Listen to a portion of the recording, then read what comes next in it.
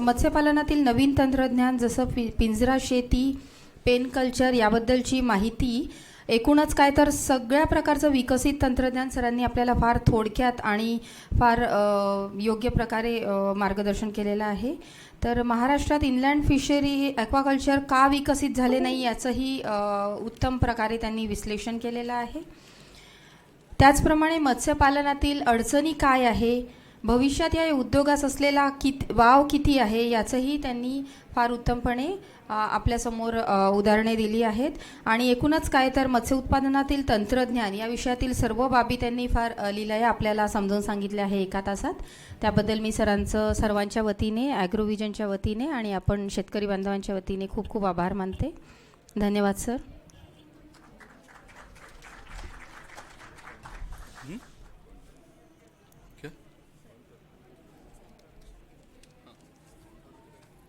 यानंतर आपल्याला मार्गदर्शन करणार आहेत श्री विवेक भुते सर. हे आपल्याला मार्गदर्शन करतील मत्स्य उत्पादन, मार्केटिंग व निर्यात संधी. भुते सर आहेत संचालक गोंदिया मत्स्य व्यवसाय संघ. तर आम्हाला आशा आहे की सर आपल्याला मार्गदर्शन करतील, आपण ते उत्तम प्रकारे ग्रहण कराल आणि असाच पेशन्स दाखवून सरांचं मार्गदर्शन ऐका. थँक्यू. गुड आफ्टरनून सर्व शेतकरी बंधू भगिनींनो आणि उपस्थित सर्व मान्यवर यांचं स्वागत करतो. नमस्कार.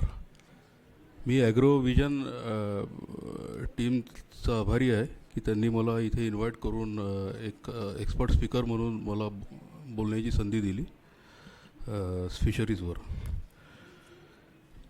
हे ॲक्च्युली जे एक्सपर्ट्स विषयावर जे बोलायचं आहे तर याचं एक PPT हे केलं आहे, हे तुम्हाला दाखवून देतो.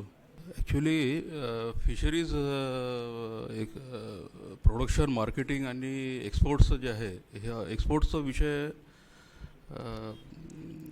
निकम सरांचा विषय आहे, कारण की ते ऑलरेडी याच्यामध्ये फील्डमध्ये पण प्रोडक्शन आणि मार्केटिंग आम्ही मागच्या 10 वर्षापासून गोंदियाला, चंद्रपूरला आम्ही भरपूर करूनच राहिलो आहे. तर याच्यावर आपण बोलू. मी प्रोजेक्ट डायरेक्टर गोंदिया जिल्हा मत्स्य व्यवसायी सहकारी संघामध्ये गोंदियाला आम्ही एक आता इंटिग्रेटेड फिशरीज डेव्हलपमेंट प्रोजेक्ट जे गव्हर्नमेंटला सबमिट केलं होतं मार्चमध्ये, ते आता सँक्शन झालं. त्याच्यावर मी थोडंसं जास्त फोकस करीन. जे मी करून राहिलो ते मी तुम्हाला त्याच्यावर फोकस करील.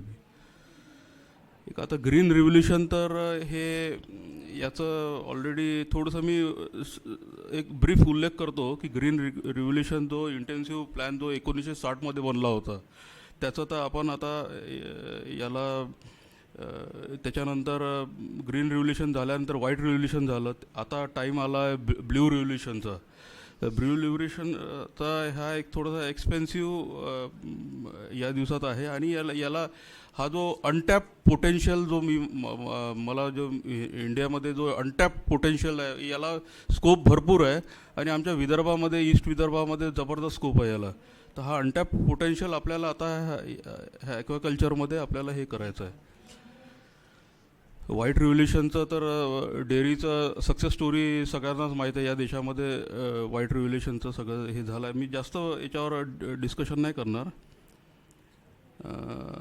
ब्ल्यू रिव्होल्यूशनचं आता याच्यावर बोलीन मी. याला 1960पासून आपण याला जर आपण फोकस केला तर ॲव्हरेज रेट आहे हा 9% पर इयरचा याचं ग्रोथ रेट आहे ॲक्वाकल्चरचा. तर 50 million ton world wide aquaculture production आता झालं आहे. याच्यामध्ये टोटल इनलँड वॉटर बॉडीज आहे 73.59 लॅक्स हेक्टर आता करंटली. तर याच्यात 5.71% ग्लोबल फिश प्रोडक्शन ॲन्युअल रेटमध्ये आपल्या इंडियामध्ये 8%नी वाढून राहिलो आहे आपण. आणि सेकंड लार्जेस्ट कंट्री आहे आपण ॲक्वाकल्चर प्रोडक्शनमध्ये. The share of inland fisheries and aquaculture has gone from 46% to 85%. म्हणजे 1980चा जर आपण ग्राफ जर कम्पेअर केला तर आपण 46 to 85% आपण ग्रोथ रेटमध्ये हे केलं आहे. म्हणजे ॲन्युअली जरी त्याला पाहिलं तर आपण 6% दरवर्षी याचा ग्रोथ रेट होऊन राहिला आहे. फ्रेश वॉटर ॲक्वाकल्चर हा 95% of the total aquaculture production आहे. याच्यामध्ये निकम सरांनी सगळं सांगितलंच आहे की फ्रेश वॉटर ॲक्वाकल्चरमध्ये culture of prawns, culture of pangasius, culture of tilapia and IMC जे आहे याच्यात अपॉर्च्युनिटीज भरपूर आहे. याच्यामध्ये फास्टेस्ट ग्रोईंग इकॉनॉमी पूर्ण जगामध्ये आज जो फिशरीज जर पाहिलं तर it is one of the fastest growing economy आहे. हे largest producer of several agriculture commodities, म्हणजे ॲग्रिकल्चरचे जे काही आपण हे आहे याचं सगळ्यात जास्त आहे. Second largest consumer, significant investment in world class sports, supply chain investor आणि प्रोॲक्टिव्ह गव्हर्नमेंटचे पॉलिसी जे आहे आता हे प्रोॲक्टिव्ह इन्व्हेस्टर फ्रेंडली झाले आहे मागच्या 10 वर्षापासून. तर हा याचा निरंतर फायदा आपल्याला घ्यायचा आहे. एक्सपोर्ट्स पोटेन्शियल सरांनी आता सांगितलंच आहे की आता 10.5 मेट्रिक लॅक टन्स हा क्वांटिटी वाईज आहे आणि 33,442 crores याचं व्हॅल्यूमध्ये आहे. तर हा 10% of the total export and nearly 20% of the agriculture exports. हा ॲग्रिकल्चर एक्सपोर्ट्सचा फार मोठा याच्यामध्ये हे आहे. हां, आता इंडियन फिशरीजमध्ये आपण जे ग्लोबल पोझिशन जे आहे, third in fisheries, second in aqua culture, हा जो आहे हा मी याच्यातून आपल्या इंडियाचं सांगून राहिलो. Contribution of fisheries to GDP हा 1% आपलं GDPमध्ये 1.07% आहे. कॉन्ट्रीब्युशन टू GDP पर्सेंटेजमध्ये जर पाहिलं तर याला 5.15% आहे. पर कॅपिटा फिश अवेबिलिटी आहे हे 9 kg आहे. एक्सपोर्ट्स अर्निंग 33,441 crores आहे. एम्प्लॉयमेंट हा 14 millionsपर्यंत एम्प्लॉयमेंट आहे. प्रेझेंट फिश प्रोडक्शन जो आहे हा 6.4 मिलियन मेट्रिक टन्स आहे. 6.4 त्याच्यातून इंग्लंडमध्ये 3.4 मिलियन मेट्रिक टन्स आहे. मरीनमध्ये 3.3 मिलियन मेट्रिक टन्स आहे. तसं टोटल आहे 6.4 million metric ton. Fish seed productions हा जो आहे हा मी आपल्या जो फिगर देऊन राहिलो हा म्हणजे 2018च्या याच्यामध्ये आलेला फिगर्स आहे FFDAचे आणि BFDAचं. कोस्टलाईन आपल्याला माहीत आहे की इंडियाचं 8,129 किलोमीटरचे कोस्टलाईन आहे. त्याच्यामध्ये रिव्हर्स अँड कॅनल्स 191,000 किलोमीटर्स हे ज्याच्यामध्ये पॉन्ड्स अँड रिझर्वरमध्ये 3.15 मिलियन हेक्टरचा आपला वॉटर स्प्रेड एरिया आहे आज. त्याच्यामध्ये पॉन्ड्स अँड टँक्स हे 2.35 मिलियन हेक्टरचा आहे.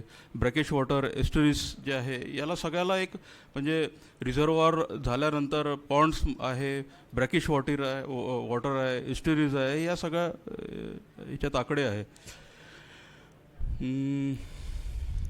हा FFDA आणि BFDAचा जे रिपोर्ट्स आहे याच्यामध्ये सगळे आकडेवाईज आहे की number of fish farmer train under FFDA हे 9 लाख हे आहे. बेनिफिशरीज अंडर हे सगळं.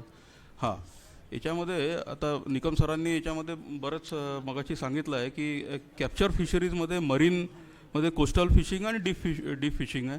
आपण इनलँड फिशरीजचं मी थोडंसं फोकस केलं आहे कारण मी इंटिग्रेटेड फिशरी डेव्हलपमेंट प्रोजेक्ट जे मी आता गोंदियासाठी जे केलं आहे ते मी थोड्या वेळाने तो डिस्कस करतो आहे. तर याच्यामध्ये इनलँडमध्ये फिशर्स जे आहे रिझर्वॉर्स आहे आमच्याकडे, रिव्हराईन्स आहे आणि एस्ट्युरियन्स आहे.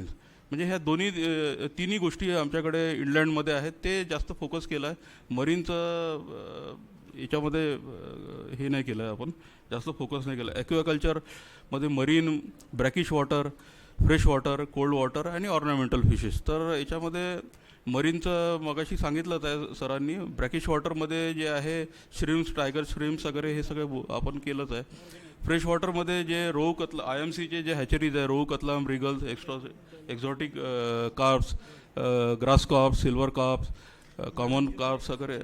तर हे हा एक त्याचा क्लासेस, सब क्लासेस सगळं आहे. इनलँड फिशरीज हा कमर्शियल फिशिंग ऑपरेशन्स आहे. याला नॅचरली हार्वेस्टिंग आपण करतो ह्युमन टँक्समध्ये किंवा मोठ्या रिझर्वरमध्ये. इनलँड फिशरीजमध्ये creation of new ponds for fish farming, carp hatcheries, fresh water prawns farming, fresh water prawns hatchery, integrated fish farming in inland sector, त्याच्यावर आता आम्ही जास्त फोकस करून सगळं हे केलं आहे. Ornamental fish breeding and rearing and reservoir fisheries. तर ऑर्नामेंटलवर आम्ही इथे सरांनी मागाशी सांगितलंच आहे. Aquaculture, breeding, rearing and harvesting of fish, याच्यात शेलफिश, प्लांट्स, अल्गी आणि या सगळ्या fresh water aquaculture, net closure और केज कल्चर. हां, तर याच्यामध्ये जे काही आता आम्ही 4 प्रकारच्या ॲक्वाकल्चरला क्लासिफाय केलं आहे. मरीकल्चर मगाशी निकम सरांनी हे सगळं सांगितलंच आहे. मी आता पुन्हा याला रिपीट करून याचा वेळ न घालता फ्रेश वॉटर कल्चरमध्ये हे सगळं याला अर्धन पॉन्ड्समध्ये काय काय आपण करू शकतो, तर कॉम्पोजिट फिश, मोनोसेक्स फिश हे सगळं करताय. आणि इंटिग्रेटेडमध्ये पोल्ट्री कम फिश, कॅटल कम फिश वगैरे हे सगळ्या गोष्टी आहे. याच्यावर निकम सरांनी सगळं डिटेल बोललंच आहे. हे फ्रेश वॉटर ॲक्वाकल्चरचं याच्यामध्ये मगाशी सरांनी सांगितलंच आहे, फंगसिस आणि कल्चर ऑफ तिलापिया. हां, हे टाईप्स ऑफ फ्रेश वॉटर ॲक्वाकल्चरमध्ये कॉम्पोजिट फिश कल्चर और polyculture of mix fish farming हा जो आहे हा एक अलग हॅबिटेट्सचा एक कल्चर करतो आपण. मोनोसेक्स कल्चरमध्ये आपण यील्ड एनहान्ससाठी मोनोसेक्स कल्चर करतो. मग मोनोस्पिसिस कल्चर, मग त्याच्यानंतर jewel fish culture, predator prey culture, त्याच्यानंतर culture of fishes in temple tanks. म्हणजे हा एक अभ्यासाचा भाग आहे की काही गावामध्ये जसं पुराण्या जमान्याचे जे टेम्पल टँक्स असतात आणि स्पेसिफिक तिलापियासाठी पण आता एक अलग गव्हर्नमेंटनी बरेच काही रेग्युलेशन्स हटवले आहे. आता नवीन रेग्युलेशन्स, आता नवीन GRs वगैरे येऊन राहिले. तिलापिया याच्यामध्ये फार मोठ्या प्रमाणामध्ये याच्यामध्ये कल्चर होणार आहे. तर इरिगेशन टँक्समध्ये कसं कल्चर करायचं, रेसवे कल्चर, मग सिवेज फीड फिश कल्चर एक अलग पद्धतीचं आहे, ज्याच्यामध्ये तसं आता नागपूरवरून सिवेज कॅनल चालला आहे, त्याच्यामध्ये पण काही फिश लोक नॅचरल ब्रीडिंगचे टाकून ते कल्चर करतात. हे रिसायकलिंग सिस्टम्समध्ये ऑर्नामेंटल फिश कल्चर. मग हे कल्चर्स ऑफ हे थोडंसं फिशरीजचं cultures of larvivorous fishes, integrated fish farmings, sports fishes, plankton organisms. हां, याच्यामध्ये water quality management in aquaculture. तर आता याच्यामध्ये टेम्परेचर किती पाहिजे याचं सगळं उल्लेख दिला आहे. मी याच्यानंतर तुम्हाला माझा नंबर आणि सगळं देतो आहे.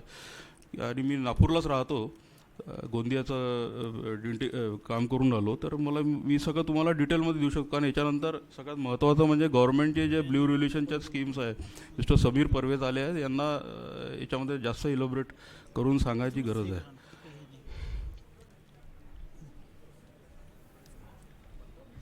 केज कल्चरमध्ये मगाशी निकम सरांनी सांगितलंच आहे की कसं केज कल्चर करायचं. त्याच्यानंतर सबमर्ज केज कल्चरचे कसे डिझाईन्स असायचे, MS पाईप्समध्ये ते फ्लोटिंग कसं राहायचं, हे सगळं याच्यावर डिस्कस केलं आहे. ॲडव्हान्टेजेस केज कल्चरमध्ये आहे की ते पाण्याची ॲसिडिटी थांबवते, याच्यानंतर बायकार्बोनेट्स कंटेंट्स वाढवते, त्याच्यानंतर CA growth of fresh water flora, हे सगळं याच्यामध्ये केज कल्चरमध्ये बरेच ॲडव्हान्टेजेस आहे. केज कल्चरचं आता बरेच आपण डिस्कशन केलं आहे. मी आता जास्त डिटेलमध्ये न जाता आम्ही इंटिग्रेटेड फिशरीज जे गोंदियाला जे सक्सेस स्टोरी केली आहे ते त्याच्यावर थोडंसं हे करतो आहे. त्याच्यानंतर फंगासिस, तिलापिया, कॉमन कार्प्स, रोहू, कतला, देशी मागूर, हे मगाशी निकम सरांनी सगळं याच्यावर डिटेलमध्ये बोललेच आहे. त्याच्यावर हे सगळं अजून रिपिटेशन होईल. केज कल्चरला किती डेप्थ लागते हे सगळं त्याच्यात दिलं आहे. 2 मीटर्स डेप्थ ऑफ वॉटर. कमीत कमी जो केज कल्चरचा जो खालचा जो बॉटम आहे, त्या बॉटमवरून 10 मीटर खालती पाणी त्याच्यामध्ये लागतं. pH value 7.5 to 8.5 current, water current किती पाहिजे, टेम्परेचर केज कल्चरला किती पाहिजे, 25 to 32 डिग्री सेंटीग्रेड, हे सगळं याच्यामध्ये पूर्ण डिटेल्स दिलं आहे. ॲडव्हान्टेजेस मगाशी सरांनी सांगितलं, minimum use of all available water resources, economic use of water, easy observation and handling of the fish production on daily basis. त्याच्यानंतर कंट्रोल ऑफ डिसीजेस, म्हणजे याच्यामध्ये कसं आहे की कमीत कमी जागेमध्ये ते आपण केज कल्चर करतो, तर त्याच्यात कंट्रोल ऑफ डिसीजेसमध्ये पटकन त्या डिसीजची माहिती पडून जाते की याला काय झालं आहे एक्झॅक्टली. तर ह्या सगळ्या गोष्टी, इनिशियल इन्व्हेस्टमेंट याचं केज कल्चरमध्ये फार कमी आहे. इट इज व्हेरी रिलेटिव्हली लेस. मग लिमिटेशन्समध्ये आहे केज कल्चरमध्ये, चोरीचा प्रकार थोडा जास्त आहे की चोरीमध्ये कसं आहे की त्याला जर खालतून जर हे करून जर चोरी केलं तर आणि there is need for maintenance of high dissolved oxygen content, fouling agents आहे. या लिमिटेशन्स केज कल्चरचे मी 4-5 डिस्कस केले याच्यामध्ये. हां, याच्यामध्ये सगळ्यात महत्त्वाचा पार्ट आहे अझोला. आम्ही ॲक्वाकल्चरमध्ये अझोला मागच्या 5 वर्षापासून पुजारी टोला डॅम आहे गोंदियाला, पुजारी टोला डॅम आहे गोंदियाला, तिथे आम्ही अझोला कल्चरचं आम्ही कल्टिवेशन्स केलं आहे. आणि अझोला कल्चरला आम्ही पुन्हा आता या फिश फीड मिलमध्ये आम्ही यूज करणार आहे.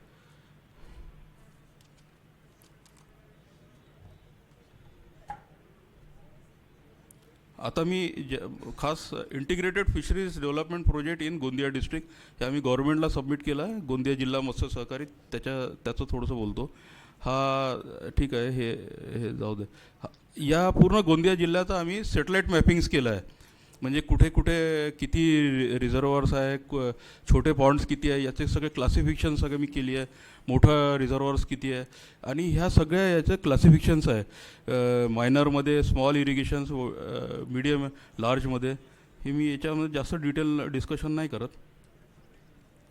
हां, तर ही जे प्रोजेक्ट आम्ही इंटिग्रेटेड फिशरी डेव्हलपमेंट प्रोजेक्ट गोंदियासाठी जे केलं आहे, हे फर्स्ट हे 2 फेजमध्ये आम्ही केलं आहे. 144.88 CRचा पहिला फेज आहे, ज्याच्यामध्ये आम्ही केज कल्चर 2000 केज कल्चर आम्ही इंट्रोड्यूस केलं आहे, मोटराईज बोट्स केल्या आहे. IMC हॅचरी आम्ही एक पूर्ण इंडिपेंडंट IMC हॅचरी, जे विदर्भातली सगळ्यात मोठी IMC हॅचरी आहे, ती आम्ही याच्यामध्ये केली आहे. आणि 4 पोर्टेबल हॅचरीज केल्या आहे. जशी मगाशी सरांनी जे मगाशी प्लॅन्स दाखवले आहे, तर 4 पोर्टेबल हॅचरीज आम्ही 4 तालुका लेवलवर केला आहे आणि एक मोठं. आणि फिश फीड मिल आम्ही प्रॉपर गोंदियाला हे केलं आहे, कोल्ड स्टोरेज केलं आहे, आईस प्लांट आणि रेफ्रिजरेटेड व्हॅन्स. आणि ह्या सगळ्या गोष्टीला सोलार पॉवर, आम्ही ग्रीन एनर्जी वापरणार आहे. हे पूर्ण 12 धरणांमध्ये हे सगळं करायला सोलार पॉवर आम्ही मोठ्या प्रमाणात याच्यात हे केलं आहे. तर त्याचा हे स्ट्रीम डाटा तुम्हाला देतो आहे. हे अलग अलग कॉस्टिंग्स त्याचे सगळ्या प्लांटचे दिले आहे. याच्यामध्ये हे करायचं मेन कारण म्हणजे पर हेक्टर फिश प्रोडक्शन आम्हाला रिझर्वायरचं जे आहे ते नॅशनल लेवलचं आम्हाला हे करायचं आहे. जे आज आम्हाला गोंदियाला जे आम्ही ॲव्हरेज जर पाहिलं तर 25 kg पर किलो हेक्टरचं जे आहे ते आम्हाला 350पर्यंत न्यायचं आहे. तर हे आम्हाला जोपर्यंत इंटिग्रेटेड फिशरीज आम्ही करणार नाही तोपर्यंत आम्हाला हे इन्क्रीज नाही होऊ शकणार. मग फिश फीड प्रोडक्शनमध्ये सेल्फ सफिशियन्सी घ्यायची आहे. त्याच्यानंतर self sufficiency creating opportunities for people in suicide prone. आमचा जो एरिया आहे हा स्युसाईड प्रोन एरिया आहे. त्याच्यामध्ये लाईव्हलीहूड्स, एम्प्लॉयमेंट केज कल्चरमध्ये, त्याच्यामध्ये आम्ही अझोला कल्चर जे आहे मोठ्या प्रमाणात करणार आहे. अझोला कल्चर, त्या अझोला कल्चरमध्ये जे ग्रो करल ते सेल्फ हेल्प ग्रुप्समध्ये जे मुली आहे, बाया आहे, आमच्या इच्छा त्यांच्या थ्रू सेल्फ हेल्प ग्रुप्समध्ये आम्ही हा सगळा केज कल्चरमध्ये ते अझोला फीड आम्ही त्याला फीडमध्ये कन्वर्शन करू. आणि हा जो समाज आहे ढिवर समाज, याला एक याचा मार्जिनल इन्कम वाढून हा सगळा डाटा दिला आहे. आत्ता सध्या 25 ते 50 kg पर हेक्टर आहे, तो आम्हाला 300पर्यंत न्यायचा आहे. आणि केज कल्चरचा 3000 to 4000 kg पर केज असा. आणि प्रायमरी सोसायटीजला आता मी जास्त डिटेलमध्ये नाही सांगत, कारण हे सगळं आम्ही सबमिट केलं आहे आणि हे सगळं सँक्शन झालं आहे. पुढच्या महिन्यात याचं भूमिपूजन पण गोंदियाला होणार आहे. हे आमचे तिथे 105 मेंबर सोसायटीज आहे गोंदियाला. ते 105 सोसायटीजमध्ये एका सोसायटीचा 1000 मेंबर जरी पकडले तर तेवढ्या लोकांना डायरेक्टली एम्प्लॉयमेंट मिळेल. इनडायरेक्ट एम्प्लॉयमेंटमध्ये आमचे मार्केटिंगमध्ये बाकीचे लोक हे सगळं. आणि मुख्य म्हणजे मेन याच्यात मापसू जे आहे फिशरीज युनिव्हर्सिटी, त्याला आम्ही जॉईंट व्हेंचरमध्ये घेतलं आहे. मापसूचे पूर्ण ग्रॅज्युएट्स, सायन्स ग्रॅज्युएट्स, त्यांना आम्ही इथे डायरेक्ट एम्प्लॉयमेंट देणार आहे गोंदियाला. आणि मापसूचे सगळं आम्हाला याच्यामध्ये त्यांचं टेक्निकल नो हाऊ ते हे सगळं आम्ही तिथे गोंदियाला म्हणजे इकडे स्टेट गव्हर्नमेंट, मापसू आणि आमचं जिल्हा फेडरेशन आहे, हे असं आम्ही जॉईंटली याच्यात वर्क करणार आहे. हा प्रोजेक्ट प्रोफॉर्मा वगैरे मी सगळं दिला आहे, पण आता टायमिंग नाही आहे कारण परवेश साहेब आले आहे, त्यांचं मुख्य हे थोडंसं होऊ द्यायला पाहिजे. हे प्रोजेक्ट प्रोफॉर्मा याच्यामध्ये किती काय काय आम्ही कॉम्पोनंट्स घेतले आहे आणि किती याचं आहे, काय बेनिफिट्स आहे, yield enhancement in fish production, नंतर socio economic development of fisherman and their families, optimum utilisation of natural resources, setting up of fish seed hatchery, fish feed mill, या सगळ्या गोष्टी आम्ही याच्यामध्ये. आणि आज सगळ्यात जास्त कमी खर्चाचं प्रोटीन रिच आणि हेल्दी व्हाईट मीट म्हणजे फिश, याला गव्हर्मेंटचा म्हणजे शासनाकडचा जे थोडंसं पाहायचा जो नजरिया होता त्याला आता गव्हर्मेंटची पॉलिसी थोडीशी बदलली आहे. नवीन आता बायलॉज येऊन राहिले आहे, नवीन GRs येऊन राहिले आहे, रेग्युलेशन्स येऊन राहिले आहे नवीन. याच्यामध्ये फिशरमॅन आणि फिशरीज कॉपरेटिव्ह सोसायटी यांचं मॅक्झिमम हे, कारण हा ट्रेडिशनल जो फिशरीज होता याला थोडंसं बदल करून आता इंटिग्रेशन करणं आपण आणून आणि याला सपोर्ट देणार आहे आपण एक्सटेन्शन सर्व्हिस एक्सटेन्शन सेंटरकडनं मल्टिपल टेक्नॉलॉजी यूज करून.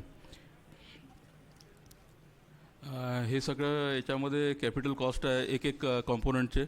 याच्यामध्ये सबसिडी कोणचं आहे, कसं राहणार, हे सगळं दिलं आहे. हे फिश सीड हॅचरीचं आहे, हे रेअरिंग युनिट्स आहे, हे फिश फीड मिलचं आहे, कोल्ड स्टोरेज आहे, आईस प्लांट्स आहे, रेफ्रिजरेटेड व्हॅन्स आहे, सोलार युनिट्स आहे, मोटराईज बोट्स, हे सगळं आम्ही याच्यात टोटल जे कॅपिटल कॉस्ट एवढी येणार, वर्किंग कॅपिटल हे पूर्ण डिटेल दिलं आहे. इंटिग्रेटेड फिशरीजचं हे सगळं म्हणजे किती GDP कसं काय, किती ग्रोथ रेट आमचा हे होणार वगैरे हे सगळं डिटेल दिलं आहे. लेक डिस्ट्रिक्ट आहे आमचा गोंदिया भंडारा जो आहे, हा लेक डिस्ट्रिक्ट म्हणून याला म्हटलं जाते. सगळ्यात जास्त वॉटर स्प्रेड एरिया म्हणून आम्ही तिथे सगळं हे करणार आहे.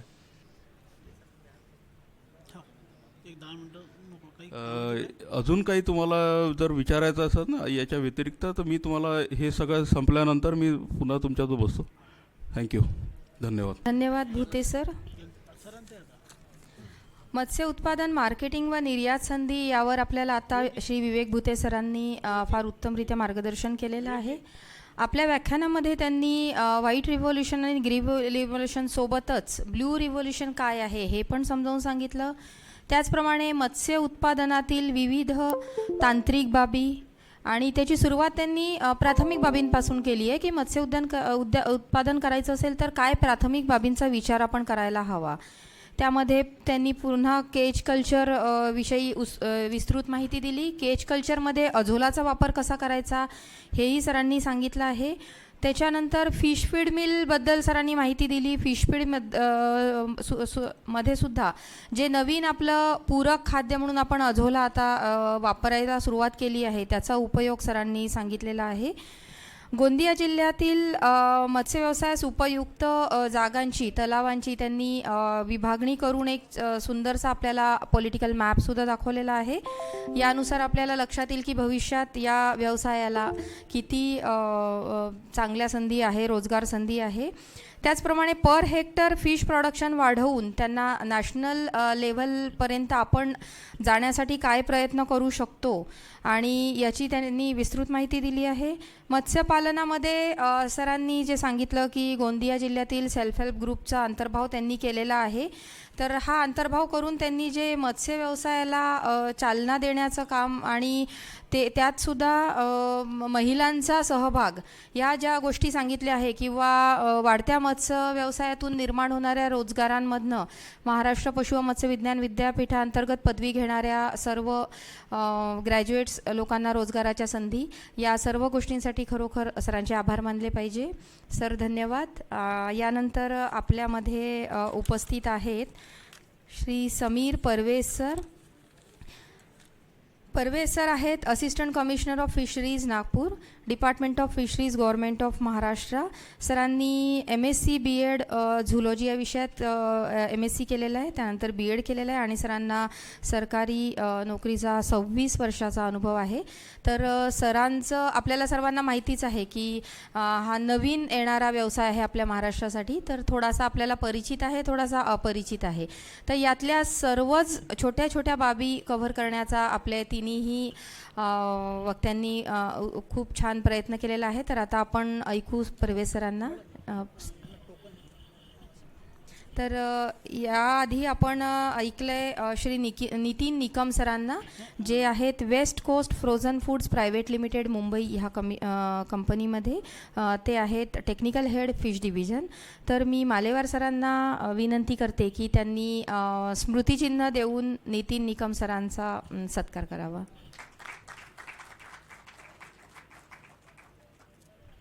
यानंतर मी अक्षताला विनंती करते की तिने स्मृतिचिन्ह देऊन विवेक भूते सरांचा इथे सन्मान करावा. मत्स्यतळांचे बांधकाम पूर्ण झाल्यानंतर अनुदान मंजूर करणे हा नेक्स्ट टप्पा, हा आमची जबाबदारी आहे डिपार्टमेंट ऑफ फिशरीजची, मत्स्य व्यवसाय विभागाची. ओके, आता अनुदान मंजूर करण्यासाठी आपल्याला काय करावं लागेल हे मी पॉईंट्स बुलेटिन स्वरूपाने दिलेलं आहे. पहिला आहे प्रस्तावित मत्स्यतळीची निवडलेली जागेचे सर्वेक्षणकरिता कार्यरत अर्ज सादर करणे. तुम्ही एक साधे कोरे कागदावर अर्ज सादर करा. तुमचं स्वागत आहे, आमच्या ऑफिसमध्ये या, आमच्यासोबत चहा घ्या आणि तुम्ही एक कोरे कागदावर एक साधा 7/12 आणा, त्याची झेरॉक्स आणा, आमच्याशी चर्चा करून घ्या टेक्निकल ऑफिसरसोबत. आमचे ॲप्लिकेशन सहाय्यक आयुक्त मत्स्याच्या नावाने नागपूर असो, वर्धा असो, गडचिरोली त्या पर्टिक्युलर ऑफिसमध्ये जायचं, ॲप्लिकेशन द्यायचं, मला तळी बांधकाम करायची, चर्चा करायची आणि समजून घ्यायचं. नेक्स्ट पॉईंट, ते सर्व पुरावे जोडायचे, तुमचे रहिवासी पुरावे वगैरे. प्लॅन एस्टिमेट तयार करायचे, जसं आपण बिल्डिंग तयार करण्यापूर्वी इंजिनिअरिंग तयार करतो, त्याचं लांबी किती राहील, रुंदी किती राहील, खोली किती राहील, पाणी किती व्हॉल्यूममध्ये राहील, पाणी कुठून घेणार, बोरवेलची आहे का सोय, शेड आहे का वगैरे वगैरे. बांधकाम अधिकाऱ्यांची सल्ला, तळी बांधकाम झाल्यानंतर बांधकाम विभागाकडून बांधकाम पूर्ण झाल्यानंतर व्हॅल्युएशन सर्टिफिकेट मीन्स एखादा एक्झिक्युटिव्ह इंजिनियर किंवा डिप्युटी इंजिनियर इरिगेशनचा तो तुम्हाला व्हॅल्युएशन प्लॅन एस्टिमेटला तो व्हॅल्यू करेल. येस, याची व्हॅल्यू 7 लाख रुपये आहे म्हणजे आहे, झाला शिक्कामोर्तब झाला, मग तुम्हाला ते आम्ही रिसचं तुम्हाला अनुदान मंजूर करतो डिपार्टमेंट ऑफ फिशरीज, मत्स्य व्यवसाय विभाग, महाराष्ट्र शासन. मग तुम्हाला अनुदानासाठी ॲप्लिकेशन करावं लागेल. इथपर्यंत गोष्ट क्लिअर झाली? Any doubts? आता 1 हेक्टरमध्ये हे इकॉनॉमिक्स आहे, इकॉनॉमिक्समध्ये डिटेलमध्ये जाणार नाही. तुमच्याकडे जे पॅम्पलेट्स देण्यात आले आहेत आता मी सर्वांना मिळाले आणि हॉलमध्ये आपला D हॉलमध्ये 27 नंबर आमच्या स्टॉलमध्ये तुम्हाला सर्व प्रात्यक्षिक पाहता येते, डेमॉन्स्ट्रेशन फोल्डर्स दिलेले आहेत, ते फोल्डर्स घ्या. त्या फोल्डरमध्ये हे सर्व प्रोजेक्ट रिपोर्ट मी दिलेली आहेत की कसं तुम्हाला खर्च येते 1 हेक्टरमध्ये. दुसरे स्लाईडवर पॉईंट नंबर 5 आणि पॉईंट नंबर 6 आहे, म्हणजे खतवर आणि खाद्यवर ते 1,50,000 रुपये खर्च आला. 1,50,000 तुम्हाला अपेक्षित मत्स्य उत्पादन आमचे फोल्डरप्रमाणे एवढा मिळाला. 4 लाख रुपये पैसे मिळाले 5,000 किलोप्रमाणे एका वर्षात, 12 इयर्स. मजुरी मायनस केली, व्यवस्थापन मॅनेज केलं, 1,35,000 तुम्हाला निव्वळ नफा मिळाला. हे 2 स्लाईड महत्त्वाची. फिशरीज डेव्हलपमेंट बोर्डची जी साईड आहे, नॅशनल फिशरीज डेव्हलपमेंट बोर्ड, हे पोर्टलवर अवेलेबल आहे. तुम्ही हे पोर्टलचे ॲड्रेस दिलेले आहेत, पोस्टल ॲड्रेस दिलेले आहेत, ह्याच्यावर तुम्ही संपर्क करा, लॉग इन करा, तुम्हाला बरेचशी योजना मिळून जातील. तुम्ही यूट्यूबवर जाऊ शकतात, तुम्ही क्लिपिंग्स पाहू शकतात. आता एवढा आमच्या पिरियडमध्ये जेव्हा मागील 2 वर्षामध्ये हे याच्यामध्ये खूप क्रांती झाली आहे. जसं इनोव्हेशन आणि टेक्नॉलॉजी क्रांती झाली आहे, तर ब्लू रेव्होल्युशन इज ऑल्सो नील क्रांती रेव्होल्युशन. तो साथोसाथ घडवा. तुम्ही ट्रेनमध्ये प्रवास करता, बसमध्ये प्रवास करता, तर असं साईटवर जाऊन नॉलेज गेन करा. काही राहिलं तर आम्हाला फोन करा. आता एक इन्स्टिट्यूट आहे, 3 महत्त्वाचे इन्स्टिट्यूट गोड्या पाण्यातले, सेंट्रल फ्रेश वॉटर एज्युकेशन, इथे फक्त शिक्षण, प्रशिक्षण, ट्रेनिंग. दुसरामध्ये ॲक्वाकल्चर, इथे ट्रेनिंग, इथे रिसर्च होते. हे सर्व राज्य शासनाचे आहे, which comes under ministry of agriculture. मग तिसरा आहे इनलँड सिफरी, जिथे तिसरावाला इथे त्या ठिकाणी तुम्हाला केज कल्चर वगैरे रिसर्च होते. अधिक माहितीसाठी तुम्ही प्रत्येक नागपूर जिल्ह्यामध्ये जे ऑफिस आहे आमचा, त्याचा ॲड्रेस पुढे दिलेला आहे.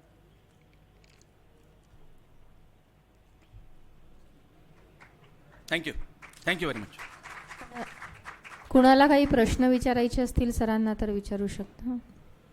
हा सर, माझ्या शेतामध्ये जवळपास 4 एकर शेतीमध्ये बंधारा आहे आणि तो 50-60 वर्षापूर्वी शासनाने काहीतरी माती बांध वगैरे टाकून दिला असेल, पण तो पूर्णपणे भरला आहे. आणि यावर्षी 2 वर्ष पुरेल एवढं पाणी, यावर्षी पाऊस खूप झाला ना, तर जवळपास 1.5 वर्ष तरी पुरेल एवढं पाणी त्याच्यामध्ये साठलं होतं, पण 1.5 महिन्यातच ते पाणी पूर्ण, आता त्या बंधाऱ्यामध्ये एक थेंबसुद्धा पाणी नाही आहे.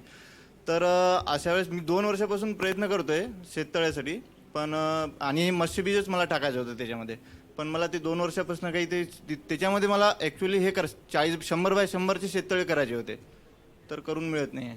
नाही, शेततळी आम्ही नाही करून देतो. शेततळी हा रिस्पेक्टिव्ह जे डिपार्टमेंट आहे, कृषी विभाग, अच्छा. कृषी विभाग अंतर्गत आहे शेततळी बांधकाम. शेततळीमध्ये जे पाणी साठा तयार होतो ते पाणी साठ्याचा वापर ॲडिशनल सोर्स म्हणून अतिरिक्त म्हणजे जसं आपण म्हणतो पॉकेट मनीसारखा आपल्याला कसा करता येईल त्याचा वापर. कारण शेततळी झाल्यानंतर तो शेततळीचा पहिला हक्क तुमची शेतीचा आहे, तो बीजचा आहे, धानाचा किंवा इतर बीज, गहूचा मत्स्य बीजचा नंबर दुसरा लागते. म्हणून शेततळीमध्ये हमखास पाणी, तुम्हाला गॅरंटी आहे की मी उपसा केला पाणी टिकणार 8 महिने, तरच तुम्ही त्याच्या शेततळीमध्ये मत्स्यबीज संचयन करा. हा सर, 100% तिथं पाणी येणार म्हणजे येणारच, कारण ते पूर्ण खाली उतारामध्ये आहे आणि अधिकारी लोक आले, परंतु त्यांनी सांगितलं की वरी चांगल्या शेतीमध्ये आम्ही तुम्हाला शेततळं करून देऊ शकतो, 100 बाय 100चंही करून देऊ शकतो, परंतु आम्ही खोल खड्ड्यामध्ये जिथं पाणी साठे तिथं करून देऊ शकत नाही, कारण हे शासनाच्या विरुद्ध, म्हणजे नियमाच्या विरुद्ध आहे असं त्यांनी सांगितलं. तर मग ते चुकीचं वाटतंय. नाही, आता तुम्ही कोणत्या डिस्ट्रिक्टचे? यवतमाळ सर. यवतमाळमध्ये जे काही सहाय्यक आयुक्त मत्स्य व्यवसाय कार्यालय असेल, पहिले त्या ऑफिसमध्ये तुम्ही कोणत्या ऑफिसमध्ये कॉन्टॅक्ट केला होता? Actually deputy collector Yavatmal Phuljhile साहेब आहे, आणि त्यानंतर दिग्रसला सर कृषी अधिकारी आहे, ते येऊन गेले शेतामध्ये. नाही, पहिला जे सांगितलं ते राजस्व विभाग झाला, रेव्हेन्यू डिपार्टमेंट. हा सर, त्यांच्याकडे शेततळ्याचं काम म्हणजे शेततळ्याचं काम ॲग्रिकल्चर डिपार्टमेंट करतो. माझं डिपार्टमेंट वेगळं आहे, मी ॲग्रिकल्चर डिपार्टमेंटचा नाही आहे, मी फिशरीज डिपार्टमेंटचा अधिकारी आहे आणि डिस्ट्रिक्ट हेड आहे. तर तुम्ही त्या डिस्ट्रिक्टमध्ये जाऊन तिकडचे सहाय्यक आयुक्त मत्स्य व्यवसाय यवतमाळ यांच्याशी संपर्क करा, ते तुम्हाला गाईड करतील. थँक्यू. हॅलो. हां सर, आपण जे फिशरीचं जे टाकं असते, हो. त्या टाक्यामधलं पाणी आटलं नाही पाहिजे म्हणून आपण प्लास्टिक आच्छादन करून फिशरीचं उत्पादन घेऊ शकतो का? करू शकतो, पण तुम्हाला काळजी खूप घ्यावं लागेल. म्हणजे ते योग्य नाही राहत का? नाही, असं बोलणार नाही मी I will not talk negative. त्याचं कारण असं आहे, बसा, त्याचं कारण असं आहे की ही शेती आहे आणि शेतीमध्ये इथे कसं आहे, इथे पाण्याची शेती आहे, पण पाणी आणि मातीचा संसर्ग झाला पाहिजे. पाणी जेव्हा भरतो तो पाण्याचे गुणधर्म जेव्हा येते, जेव्हा माती चांगली आहे, खालचे जे थर आहे मातीच्या, ते काळी माती जर नसेल, मुरमाड असेल किंवा रेताळ असेल, तर तुम्ही, आणि पाणी जर टिकलाही असेल 3 फूट 6 फूट, तरीसुद्धा मासळी पिकणार नाही. कारण पाण्यामधलं जे पोषक वातावरण पाहिजे, म्हणजे अन्न निर्मिती, प्लवंगची निर्मिती होणार नाही. तुम्ही समजा त्या ठिकाणी शेण टाकलं तर शेण कुजणार नाही, तो सडणार, पाणी मल होणार, पाण्यामध्ये अमोनिया, कार्बन मोनॉक्साईड वाढतील, पाण्यातले विरघळलेला प्राणवायू कमी होणार आहे, 6पेक्षा कमी, आणि मच्छी गुदमरून मरेल. याच्यासाठी तुम्ही जबाबदार राहणार. म्हणून, आणि जर पॉलिलाईन टाकलं असं ठिकाणी, तर पाण्यातले जे गुणधर्म आहे ते कसं तुम्ही टिकून देणार? समजा तुम्ही त्या ठिकाणी तुम्ही शेण टाकू शकत नाही, सुपरफॉस्फेट टाकू शकत नाही, त्याचा हे होणार नाही, कुजणार नाही तो, कारण खाली माती नाही आहे. या ठिकाणी फक्त तुम्ही फ्लोटिंग फीड, तरंगणारा खाद्य, जसं केजेसमध्ये टाकतो आपण, किंवा लिमिटेड फीड, कटलावरी मिरगलचे लिमिटेड नंबर, आणि त्याच्या डेली मॉनिटरिंग ऑफ द, कमीत कमी 2 दिवसानंतर मॉनिटरिंग, की वॉटर क्वालिटीमध्ये वॉटर हिरवा तर नाही होत आहे, जास्त गर्द हिरवा बॉटल ग्रीन तर होत आहे. ओके, त्याची वॉटर क्वालिटी मेंटेन करणे हे एका दिवसात हे नाही आहे, संभव नाही आहे. तुम्हाला स्पेशल ट्रेनिंग घ्यावं लागेल, असं तळी तलाव पाहावं लागेल, आणि मग तुम्हाला समजेल की होऊ शकते, पण त्या काळजी खूप घ्यावं लागते. Yes sir. 3 लाख का जो केज बताया, उसमें क्या उसकी स्पेसिफिकेशन क्या है? 6 बाय 4 बाय 4. मी भंडारा जिल्ह्याचा शेतकरी आहे. ओके, माझ्याकडे 2 एकरामध्ये पाण्याचा तलाव आहे. बरं. त्याच्यामध्ये आता नवीन मला त्याच्यात मस्त बीज बोटुकली टाकायचे आहे. ओके, तर कुठून मिळेल? तुम्हाला भंडारा डिस्ट्रिक्टमध्ये शासकीय मत्स्यबीज केंद्र आहे, शिवनी बांध, साकोली तालुका. अच्छा, ठीक आहे, सानगडी जवळ.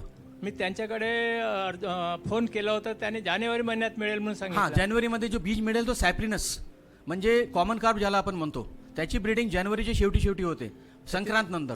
ते बीज तुम्हाला भेटू शकते. तुमच्या पाणी बारमाही आहे का? हो 12 हा, महिने मग तुम्ही तो बीज घ्या. कारण गोंदिया आणि भंडारा डिस्ट्रिक्टमध्ये कॉमन कार्प म्हणजे सायप्रिनस याला भाव आहे. या मार्केट झाला, बालाकाट झाला, या ठिकाणी त्याला भाव आहे मार्केटमध्ये. ते किती दिवसात निघेल सर? आपण जानेवारीला बोटुकली टाकली हां, तर ती किती दिवसात विक्रीला तुम्हाला बोटुकलीच घ्यावं लागेल कॉमन कार्प. बोटुकलीच घ्यायची आहे ना? तुम्हाला 8 महिने लागेल त्याला अर्धा किलो पाऊण किलोची होण्यासाठी. ठीक, धन्यवाद. अर्धा किलोची मासळी तुम्ही बाजारात विक्री करू शकता. ठीक. पोएट्री फॉर्ममध्ये खाद्य किती पर्सेंटमध्ये म्हणजे होऊ शकते त्याच्यात यूज याच्यामध्ये फिशरीमध्ये? You are talking of integrated fish farming. Yes, बरोबर आहे. हां, म्हणजे कुक्कुटनी मत्स्यपालन. हां, बाजूला मत्स्यपालन आणि साईडला कुक्कुटपालन. हा, नाही, बाजूला तो वेगळा भाग झाला. हां, आता माझा तो टॉक याच्यामध्ये नव्हता. एखादी व्यक्ती पुढच्या तुम्ही ऑफिसला यात मी तुम्हाला म्हणजे आता हा इंटिग्रेटेडमध्ये तुम्हाला जे इंटिग्रेटेडमध्ये तुम्ही जे पोल्ट्री आहे म्हणजे जे तुमचे जे कुक्कुटचे आहे पिल्लं आहेत कोंबडींचे, ते तुम्ही तिकडे वरच्या भागावर बांधावर ते तुम्ही त्याचा हे करू शकता, म्हणजे त्याचं पालन करू शकता. आणि तलावामध्ये तुम्ही मासोडी. नाही, खाद्य किती पर्सेंट वाचू शकते आपलं म्हणजे त्याच्या कोंबड्याचं खाद्य त्यांना दिलं तर? कोंबड्याचं खाद्य कसं असते, कोंबडीला आपण जे खाद्य देतो ते न खाल्लेलं जे खाद्य आहे वरच्या बाजूला जर आपण त्याला लावला तर आणि जाली लावली, जे कुक्कुटमध्ये जे राहणार आपले ते न खाल्लेलं खाद्य खाली पाण्यामध्ये पडेल आणि पाण्यामध्ये तो आपले मच्छीला सुद्धा वापरवले. पण तुम्हाला ॲडिशनल फीड द्यावंच लागेल फिशेसला. फक्त त्याच्या भरोश्यावर नाही. तुम्हाला वाटलं की मी कुक्कुटला खाद्य दिला त्याच्या वाचलेलं खाद्य मी वापर करू, तसं नाही. कुक्कुटलाही खाद्य द्यावं लागेल आणि मासोडीला खाद्य द्यावं लागेल. एवढ्यासाठीचे प्रमाण बदलतील. त्याच्यासाठी तुम्हाला तो वेगळा प्रोजेक्ट रिपोर्ट तयार करावा लागेल, अध्ययन करा, समजून घ्यावं लागेल त्याची टेक्नॉलॉजी. मी या ठिकाणी एक मुद्दा मांडू इच्छितो. आपण पूर्ण भाषण ऐकलेले आहेत, आम्ही ऐकलेलं आहे. सर, मागच्याही वर्षी आम्ही इथे आलो होतो. मी मत्स्य व्यवसायातला अनुभवी आहे, पण तो अनुभव बाजूला सोडून मी फक्त मागच्या वर्षी आणि यावर्षीबद्दल बोलतो. मला खेदाने नमूद करा असं वाटतं की आम्हाला पूर्ण माहिती एक 25% जर सोडली तर ती पूर्ण रिपिटेशन झालेली आहे. ओके. तर दरवेळेला काही नवीन माहिती मिळाली पाहिजे असं मला वाटतं. आपण आज आम्ही ॲक्च्युली, मला माहिती आहे की शेतकऱ्यांसाठी हा कार्यक्रम आहे, पण जसं कोणी नवीन एखाद्या विचारानं आलं तर त्यालाही काही मिळालं पाहिजे. मी आज खास करून एक्सपोर्ट ओरिएंटेशनसाठीच ऐकायला आलो होतो, पण दुर्दैवाने ही माहिती काही मिळालेली नाही आहे. तरी पण मी, कारण परवेज साहेब एक सक्षम अधिकारी याची मला पूर्ण कल्पना आहे, थँक्यू. म्हणून मी एक सूचना देऊ इच्छितो की एक्सपोर्टसाठी आपल्याला 10 वर्ष 15 वर्ष वाट पाहावी लागेल. भंडारा जिल्ह्यात जसं उते साहेबांनी सजेस्ट केलं आहे, मला एक्सपोर्टचं माझं एक प्रेझेंटेशन आहे, दाखवू का आता? पब्लिकला विचार आहे माझे, मेरे को पण वेळची मर्यादा ठेवा मला देऊन द्याल नंतर मी बघतो. ओके. तर त्याच्यामध्ये माझं एक सजेशन असं आहे सर की Yes, sir. 10 वर्षानंतरची एक प्लॅन डोक्यात ठेवून आपल्या तलावांवरती, आपल्याकडे मोठे मोठे तलाव, पुजारी तलावासारखं पाणी चांगलं आहे, येस येस, पण जेव्हा आपण एक्सपोर्टची गोष्ट करू तेव्हा ISO ग्रेडेशन लागेल. बरोबर. तर त्या ISO ग्रेडेशनची सुरुवात तलावापासून होईल. आज एक्झॅक्टली. आपल्याला बाकी गोष्टी ठीक आहे, मासे जमा करू, खूप वजन लागेल आपल्याला, रोज कमीत कमी 22 ते 23 टन मासा रोज आपल्याकडे तयार राहावा लागेल आणि तो आपल्याला 2 महिने 4 महिने 6 महिने असा रोज सप्लाय करण्याची कंडिशन पाहिजे. पण जेव्हा आपण तयार करू हे मासे त्यावेळेला जर ISOमध्ये आपण बसलो नाही, त्याच्या स्टँडर्डायझेशन बसलो नाही तर तो रिजेक्ट होईल. तुम्हाला माहिती आहे की 2 वर्षापूर्वी कोकणातला हापूस आंबा इंग्लंडला रिजेक्ट केला होता. आता इतक्या वर्षापासून ते एक्सपोर्टचं काम करतात आहे. त्यांचा आंबा जेव्हा क्वालिटीवरती रिजेक्ट होतो तर फिशरीमध्ये तर क्वालिटीचा आणि बाकी गोष्टीचा काही संबंधच नाही आहे. तर माझी अशी विनंती आहे की काहीतरी करून एक्सपोर्ट ओरिएंटेशन करायचं आहे. त्यांनी सांगितलं की गोड्या पाण्यामधला मासा फ्रेश कंडिशनमध्ये विकतो. आता म्हणून का आम्ही $200 रेट घ्यायचाच नाही का? आम्ही नेहमी $200 समाधान राहायचं का? आम्हाला $200 जर रेट पाहिजे तर त्याची तयारी कमीत कमी 10 वर्ष आधी, म्हणजे ह्यावर्षी तरी सुरू करावी. तलावाची हायजीन, तलावाची साफसफाई, मच्छीमाराची साफसफाई, लँडिंग सेंटरची साफसफाई, या सर्व गोष्टी आपल्याला आत्तापासून तयार कराव्या लागतील. माझी सूचना आज एकदम नवीन वाटत असेल, वेगळी वाटत असेल, अनाठाही वाटत असेल, अनावश्यक वाटत असेल, पण जर एक्सपोर्ट मार्केट करायचं आहे तर ह्या गोष्टीकडे आपल्याला आत्तापासून लक्षात घ्यावं लागेल. कारण फिशरी सेक्टरमध्ये ह्या गोष्टी, क्वालिटी, ISO 9002 वगैरे जो काय चालला असेल तो आणणं गोड्या पाण्यात तरी, कारण समुद्री पाण्यामध्ये ह्या गोष्टी चालू आहेत. त्याचं आणि एकमेव कारण असं आहे की तिथे त्यांनी पैसा पाहिलेला आहे. आपण अजून गोड्या पाण्यातला पैसा पाहिलेला नाही आहे, आणि तो जर पैसा पाहायचा असेल तर त्याची ही सुरुवात आत्तापासून. या ठिकाणी बरेच तरुण लोक आलेत म्हणून मी बोलण्याची हिंमत केली आहे की 10 वर्षामध्ये जरी आपण भंडारा जिल्हा, गोंदिया जिल्हा हे फिशरीचा सगळा गड आहे तो, आणि आज आपली सरकारी कार्यक्षम आहे, आपल्याकडे परवेज साहेबांसारखे तरुण अधिकारी आहेत, तर त्याच्यामुळे जर आत्तापासून काही हालचाल केली तर मासे तर जमा होतील, पण मासा विदेशात जाण्यासाठी जी तयारी पाहिजे त्याची एक तर पहिली मनाची तयारी आणि टेक्निकल तयारी आपल्याला करून घ्यावी लागेल. तर कृपया ह्या गोष्टीकडे लक्ष द्यावं. आणि एक खास विनंती, पुढील ॲग्रोव्हिजनमध्ये रिपिटेशन टाळावं. कारण आता तुम्हाला माहिती आहे की 25 वर्ष हेच ऐकतो आहे, कतला रोम रेगलच्या पुढे आपलं जात नाही आहे. तर त्याच्या पुढे, कारण प्रेक्षक वर्ग बदलला असतो त्याच्यामुळे त्यांना माहीत नसतं, पण आमच्यासारख्यालाही गोष्ट जाणवते की आपण प्रगती कमी केलेली आहे. तर कृपया या गोष्टीकडे लक्ष द्यावं. झालं माझं.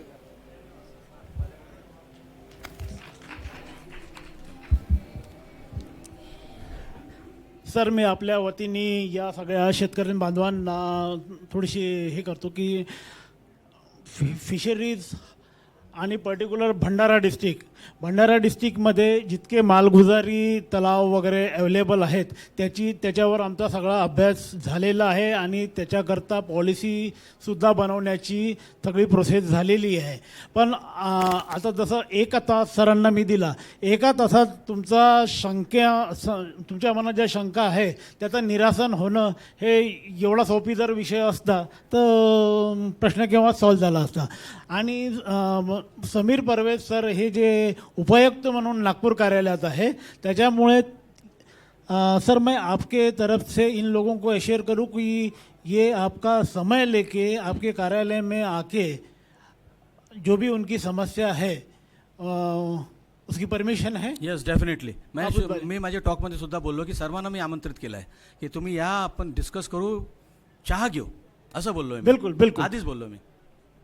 तर मला वाटते की आपल्या मनातलं बरंच काही समाधान झालं असेल असं मी समजू. मला इथे कारण सर नागपूरचे आहे, सहाय्यक आयुक्त आहे, आणि म्हणून मी तुम्हा सगळ्यांच्या समोर पहिले त्यांचा पण तुम्हाला कन्सेंट दिला, बरोबर आहे. तर तुम्ही प्रत्येक जण त्यांच्या सर आपके ऑफिस का भी लैंडलाइन नंबर और जो भी कुछ है प्रेजेंटेशन है मैंने दिया हूँ. हाँ, वो आप सर से ले लीजिए. आपका पैम्पलेट में एड्रेस ये लिखा हुआ है, अपना फ़ोन नंबर भी लिखा है. पैम्पलेट आपके पास जो पैम्पलेट्स मिला है ना उसके पीछे देखिएगा, प्रत्येक डिस्ट्रिक्टचे हे दिलेले आहेत, फोन नंबर दिलेले आहेत. तो भंडारा डिस्ट्रिक्ट आपके पास आएगा या भंडारा में जाएगा? भंडारा डिस्ट्रिक्ट म्हणजे मेरे पास सिर्फ नागपुर डिस्ट्रिक्ट है. अच्छा, तो जे भंडारा वाले हैं त्याने भंडाऱ्याचा तो उनका वहाँ का नंबर उसमें है, पैम्पलेट जो दिया है नहीं, ना. अधिकारी किस लेवल का? सहायक आयुक्त मत्स्य व्यवसाय, assistant commissioner of fisheries, assistant commissioner Bhandara district. तुम्ही त्या कार्यालयात जाऊन भंडारावाले तिथे हे करू शकता, गोंदियावाले गोंदियाला जातील, बरोबर. प्रत्येक डिस्ट्रिक्टमध्ये असिस्टंट कमिशनर ऑफ फिशरीजची पोस्ट आहे, सँक्शन पोस्ट आहे, तो आणि कार्यालय आहे. तो जहाँ भी Bhandara district, Gondia district, Nagpur district और जितना भी डिस्ट्रिक्ट वाइज जो लोग यहाँ उपलब्ध है, या आपके और कोई मित्र परिवार के कोई होंगे तो आप उनको ये मैसेज कृपया कन्वे कीजिए. ठीक है. मैं एक देसाई साहब जो हैं, बहुत उनका मैं बात को आगे बढ़ाता हूँ और उनकी बात का सम्मान करता हूँ, और उन्होंने बहुत अच्छी बात रखी. एक दोन आणि त्याच्याच गोष्ट मी पुढे टाकतो की सर कसं झालं आहे की तुमचा जे विजन आहे आणि ॲग्रोव्हिजनचं सुद्धा विजन आहे की आपलं जे काही माल आहे ते निर्यात झालं पाहिजे, बरोबर. त्याच्यासाठी एक वेगळी यंत्रणाची सुद्धा गरज आहे. आता कसं झालं आहे, कालांतराने पहिले फिश फार्मर्स डेव्हलपमेंट एजन्सी होती प्रत्येक डिस्ट्रिक्टमध्ये. आता प्रत्येक डिस्ट्रिक्टमध्ये तो फिश फार्मर्स डेव्हलपमेंट एजन्सी एक वेगळी विंग होती ज्याचं काम नुसतं विस्तार करणे, प्रशिक्षण देणे आणि योजनांचा अंमलबजावणी करणे. आता थोडासा खेदाने वाटते, थोडंसं दुःख वाटते की जे काही आता, पण हरकत नाही. पण आता कसं झालं आहे की डिस्ट्रिक्टमध्ये जे असिस्टंट कमिशनर फिशरीची पोस्ट आहे त्याच्याकडे तालुका पातळीवर कार्यालय नाही आहे. जसं ॲग्रिकल्चर डिपार्टमेंटला एक्सटेन्शन विंग आहे तसं आमचं विंग नाही आहे. होतील कदाचित भविष्यामध्ये, आणि त्याच्यासाठी शासन प्रयत्न करत आहे. पण जोपर्यंत नीलक्रांतीची जे काही योजना तंतोतंत अंमलबजावणी करायची जर असतील, त्याच्यामध्ये एक्सपोर्टची सुद्धा आहे, प्रोसेसिंग प्लांटचं सुद्धा एक मार्च 2018ला शासनाने GR काढला कृषी उपक्रमनी. त्याच्यामध्ये 100 लक्ष म्हणजे 1 कोटी पार्क केलेलं आहे बुटीबोरीला फिश प्रोसेसिंग प्लांटसाठी. इथे मी माझ्या टॉकमध्ये कसा माझ्या थोडासा सकाळी वेळ मिळाला कारण माझ्याकडे एक्झिक्युटिव्ह काम खूप असते. एक्झिक्युटिव्ह म्हणजे ॲडमिनिस्ट्रेटिव्ह वर्क असते. टेक्नॉलॉजीचा आत्मसात करून हे तुमच्यापर्यंत पोहोचवण्यासाठी माझ्याकडे एक्सटेन्शन विंग नाहीच आहे. I am the only officer who goes to the programmes. म्हणून मी तुझं रिपिटेशन झालं आहे. माझं रिपिटेशन नको पुढच्या वर्षी. असा तेव्हा प्रगती होईल असं मला वाटतं की माझा कोणीतरी ही शुड बी उसने बैटन लेके आगे चलना चाहिए और उसने ये जलाना चाहिए. हमारा विजन हमको कहीं और जाना चाहिए. एग्रोविजन फाउंडेशन का और कोई पोडियम होगा, हम वहाँ जाके बताने के लिए सक्षम होना चाहिए. हमारे पीछे और कोई खड़ा होना चाहिए, तब जाके ये पूरी टीम बनेगी और इंडिया जीतेगी. So if you want to achieve that 2022 का doubling of the farmers income, export policy has to be there in fisheries sector, in fresh water also. त्याच्यासाठी प्रोसेसिंग प्लांट मंजूर झालेला आहे. That will be run by Maharashtra Matsyodyog Vikas महामंडळ. मी नाही बोलतो, GR बोलून राहिलो 1 मार्च 2018चा. जसा 2 नोव्हेंबर 2018चा GR आला आहे. मत्स्यबीज प्रामाणीकरण हे पहिल्यांदा झालं आहे. हे नीलक्रांतीचा एक पाऊल आहे. सर देसाई सर, तुमचा हे डेफिनेटली मी त्याचा दखल घेणार आणि याच्यामध्ये काय करता येईल मी शासनाला विभागाला सुचवण्याचा प्रयत्न करेल. आणखी कोणाचा प्रश्न विचारू शकता please. Thank you so much. Hello sir, माझं नाव लोमेश मेश्राम. मी एक मेकॅनिकल इंजिनियर आहे, पण शेतीविषयक व्यवसाय करायला मला खूप इंटरेस्ट आहे. आणि सर माझ्याकडे 4 एकर शेती आहे. तर याच्या अगोदर फक्त मी चंद्रपूर जिल्ह्याचा आहे. आमच्याकडे फक्त आम्ही धानाचं उत्पादन घेत असतो, भात. माझी जी 1 ते 1.5 एकर शेती आहे तिथून म्हणजे घोडाझरी तलावाचं पाणी येते. त्याच्यातून म्हणजे जेव्हा घोडाझरी तलाव सुटतो तेव्हा पूर्ण पाणी वाहत असते.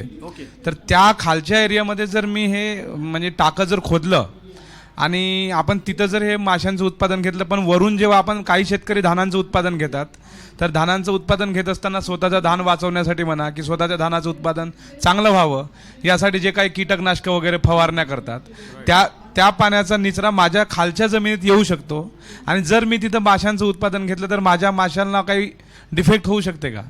त्यांनी सर्वप्रथम तर तुमचं नाव काय सांगितलं? लोमेश मेश्राम. लोमेश मेश्रामसाठी एक थोडा टाळ्या वाजला प्लीज. कारण ही इज अवेअर, याला अवेअरनेस आहे काय आहे म्हणून. बरेचशी याला नॉलेज आहे आणि मेकॅनिकल इंजिनियर आहे.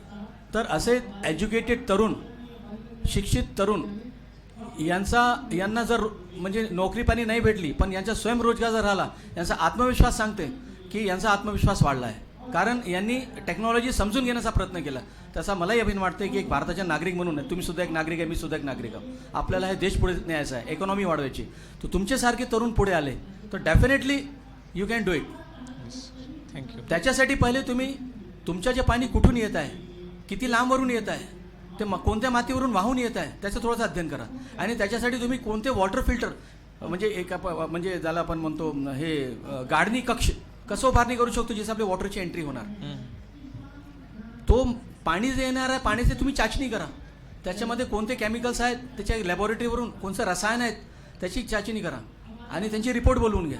ते रिपोर्ट तुलना करा. आमच्याकडे जे स्टँडर्ड हे असतात SOP सारखा की हे आमचे मानक आहेत, एवढा DO पाहिजे, एवढा कार्बन डायऑक्साईड पाहिजे, एवढा त्याची pH आवश्यक आहे 7.5, हे सर्व त्याला तुलना करा. आणि त्याच्यामध्ये बायोएसे करता येतं आपल्याला. बायोएसे तुम्हाला समजत असेल म्हणजे त्याच्यामध्ये कोणते काही लेड आहे का, म्हणजे PP ज्याला आपण म्हणतो सीसा, सल्फर तर नाही, इतर तर रसायन नाही, हायड्रोक्लोरिक ॲसिड तर नाही, किंवा तुमचे थिमेटमध्ये जे काही पॉयझन तर नाही आहे, जे विषारू आहेत. डेफिनेटली याच्यासाठी तुम्हाला पहिले जसं मी माझ्या टॉकमध्ये बोललो केज कल्चरमध्ये, केजमध्ये तुम्ही आतमध्ये टाकता, बाहेर काय आहे तुम्ही खात्री करा.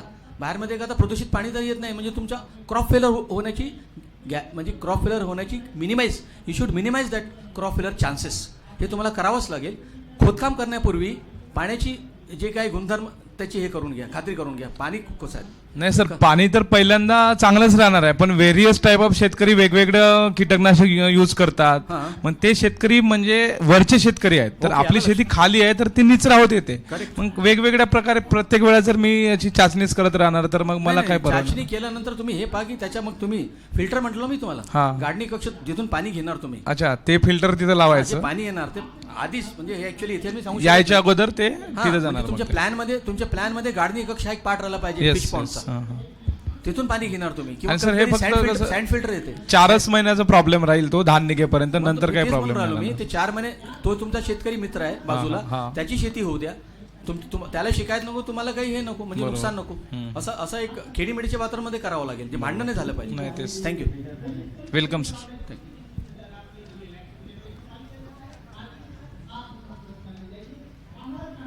सर शेततळ्यामध्ये बोरिंगचे पाणी वापरता येईल का? शेततळ्यामध्ये बोरिंगचं पाणी टाकायचं आणि मग शेती करायची. आणि I want to make thing clear.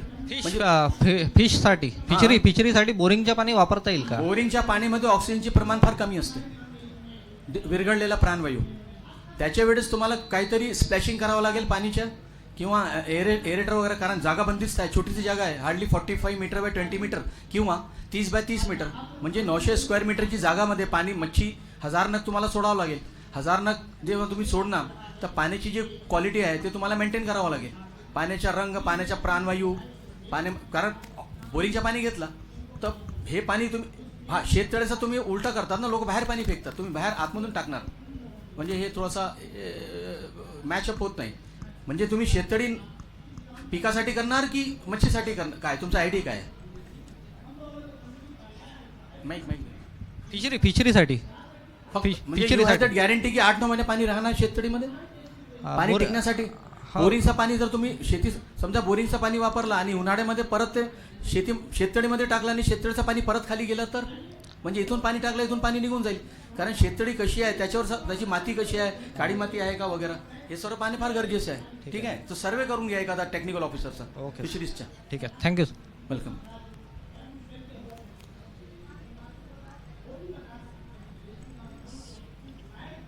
Hello, धन्यवाद परवेज सर. एक मिनिट साहेब, ते बोटुकली मत्स्य बिझनेस शिवनी बांध व्यतिरिक्त आपल्या नागपूर जिल्ह्यात कुठं मिळेल का? काय म्हटलं? बोटुकली शिवनी बांधमध्ये आता सध्या नाही. तर आपल्याला नागपूर डिस्ट्रिक्ट मत्स्य बीज केंद्र पेंच, तालुका पारशिवनी. मत्स्य बीज केंद्र पेंच, तालुका पारशिवनी, तिथं मिळेल डेफिनेटली आहे, भरपूर बीज आहे. धन्यवाद. धन्यवाद परवेज सर. थँक्यू. परवेज सरांच्या व्याख्यानामध्ये आपण आज बघितलं की त्यांनी त्यांच्या ज्या शासनाच्या योजना आहेत, कारण सर आज आपल्यामध्ये शासनाचे प्रतिनिधी म्हणून हजर राहिलेले आहेत, तर शासनाच्या योजनांबद्दल बऱ्याचशा बांधवांना अजिबात माहिती नसते. ती माहिती सरांनी विस्तृतपणे दिली आहे. आणि त्या योजनांमध्ये आश्चर्य करण्यासारखी गोष्ट म्हणजे प्रशिक्षण, मत्स्यबीज निर्मितीपासून तर तलाव ठेक्यावर देण्यापर्यंत सर्व सोयी आपल्याला शासनाने उपलब्ध करून दिलेल्या आहेत, हे सरांनी सांगितलं. तसेच उत्पादन आणि उत्पन्न हेच आपले लक्ष असावे, तर आपण ह्या व्यवसायात खूप प्रगती करू शकू, हे पण सरांचं विधान लक्षात ठेवण्यासारखं आहे. त्यानंतर सरांनी मिशन फिंगरलिंगबद्दल माहिती दिली, मत्स्यबिजिरेपासून मत्स्यबीज प्राप्ती करण्याबाबत माहिती दिलेली आहे. त्यानंतर राष्ट्रीय कृषी विकास योजनेअंतर्गत जी पोर्टेबल हॅचरीची स्थापना आहे सरकारतर्फे, त्याबद्दल नवीन माहिती एक आपल्याला मिळालेली आहे. नंतर माशांची काढणी झाल्यावर निविष्ठेवर असलेलं अनुदान आणि त्या मत्स्य व्यवसायामध्ये महिलांचा जो वाढता सहभाग आहे यावरही सरांनी फोकस टाकला आहे. एका हेक्टरसाठी किती इनपुट असावे म्हणजे तुमचे आउटपुट चांगले असतील, हे एक सरांनी आपल्याला खूप कामाची गोष्ट सांगितलेली आहे. त्यानंतर नील क्रांती योजनेच्या विविध टप्प्यांमधल्या गाईडलाईन्स सरांनी आपल्याला खूप सोप्या भाषेत समजावून सांगितलेले आहे. आणि मत्स्य व्यवसायाच्या संदर्भात शासनाने केलेले प्रयत्न, त्या प्रयत्नांची फलश्रुती, भविष्यातील शासनाच्या योजना आणि एकूणच सरांचं व्याख्यान म्हणजे अगदी अपडेटेड होतं, कारण सरांनी रिसेंटली पब्लिश झालेला शासनाचा जो मत्स्यबीज केंद्राचे प्रमाणन ह्या बाबतीचा शासन निर्णय आहे तो सुद्धा आपल्याला अवगत करून दिलेला आहे. त्याच्यानंतर मत्स्यतळी तयार करण्यासाठीच्या विविध योजना सरांनी सांगितलेल्या आहे. तर मला खात्री आहे की आपल्या सर्व शेतकरी बंधूंना याचा लाभ होईल. आणि कार्यशाळेच्या तिसऱ्या म्हणजे शेवटच्या दिवशी दुपारच्या सेशनमध्ये सुद्धा व्याख्यान असून सभागृह भरगच्च भरलेलं होतं. याच्यावरून हा अंदाज येतो की आपल्याला किती लोकांना या व्यवसायात नवीन असलेल्या व्यवसायात इंटरेस्ट आहे आणि याचं फ्युचर नक्कीच चांगलं राहील. तर आपल्या शेतकरी बांधवांतर्फे मी सरांना ग्वाही देते की सर्वजण सरांनी सांगितलेल्या गोष्टींचा आणि इतर व्याख्यानतांनी सांगितलेल्या गोष्टींचा अवलंब करायचा प्रयत्न करतील. यानंतर मी मालेवार सरांना विनंती करेल की स्मृतिचिन्ह देऊन त्यांनी परवेज सरांचा सन्मान करावा. Sir please.